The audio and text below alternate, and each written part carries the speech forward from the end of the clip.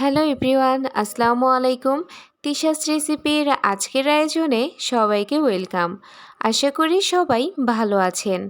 আজকে আপনাদের জন্য নিয়ে এসেছি অল্প সময়ের মধ্যে এবং খুবই সহজভাবে উইন্টার স্পেশাল ঝাল চিতই রেসিপি। আশা করি ভিডিওটি সবার ভালো লাগবে। চলুন আর কথা না বাড়িয়ে শুরু করা যাক। ঝাল চিতই পিঠা তৈরি করার জন্য এখানে আমি চালের গুঁড়া নিচ্ছি। এখানে আমি 2 কাপ পরিমাণ চালের গুঁড়া নিচ্ছি। এবার এর মধ্যে দিয়ে দিচ্ছি 3 টেবিল চামচ পরিমাণ ধনেপাতা বাটা। এবার দিয়ে দিচ্ছি 2 টেবিল চামচ পরিমাণ মরিচ বাটা। এবার এর মধ্যে দিয়ে দিচ্ছি স্বাদ মতো লবণ। এবার একটা হ্যান্ড উইক্সের সাহায্যে সব কিছু আমি মিশিয়ে নিচ্ছি। এবার এর মধ্যে দিয়ে দিচ্ছি কুসুম গরম পানি। আমি কুসুম গরম পানি অল্প অল্প করে অ্যাড করে একটা ব্যাটার তৈরি করে নিব। দেখুন চিতই পিঠার ব্যাটারটা তৈরি হয়ে গিয়েছে। এবার এর মধ্যে দিয়ে দিচ্ছি হাফ চা চামচ পরিমাণ বেকিং পাউডার।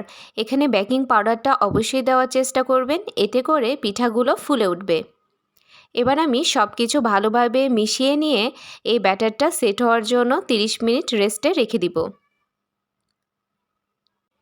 30 মিনিট পরে দেখুন ব্যাটারটা সেট হয়ে গিয়েছে।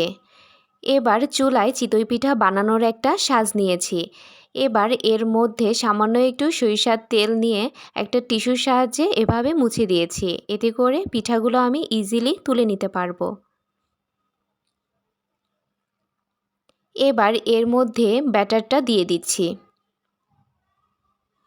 এবার আমি ঢাকনা দিয়ে ঢেকে দিচ্ছি। দেখুন পিঠা তৈরি হয়ে গিয়েছে। এবার আমি চুলা থেকে নামিয়ে নিচ্ছি। ওই একইভাবে আমি আরেকটা পিঠাও তৈরি করে নিয়েছি। এবার আমি পিঠাটা তুলে নিচ্ছি। এভাবে আমি সবগুলো পিঠা তৈরি করে নিব। আর এরই মাঝে আমার সবগুলো চিতই পিঠা তৈরি করে নেওয়া হয়ে গিয়েছে। এবার এখানে আমি 2 ধরনের ভর্তা দিয়ে পিঠাগুলো সাজিয়ে নিচ্ছি। এখানে আমি ধনিয়া পাতা ভর্তা এবং সরিষা ভর্তা নিয়েছি। এবার আমি পিঠাগুলো এভাবে সাজিয়ে নিচ্ছি। তৈরি হয়ে গেল অল্প সময়ের মধ্যে এবং খুবই সহজভাবে উইন্টার স্পেশাল ঝাল চিতই রেসিপি। আশা করি ভিডিওটি সবার ভালো লেগেছে। ভিডিওটি ভালো লাগলে লাইক এবং সাবস্ক্রাইব করতে ভুলবেন না এবং পাশে থাকা বেল আইকন অবশ্যই প্রেস করবেন নতুন ভিডিও সবার আগে পাওয়ার জন্য। আল্লাহ হাফেজ।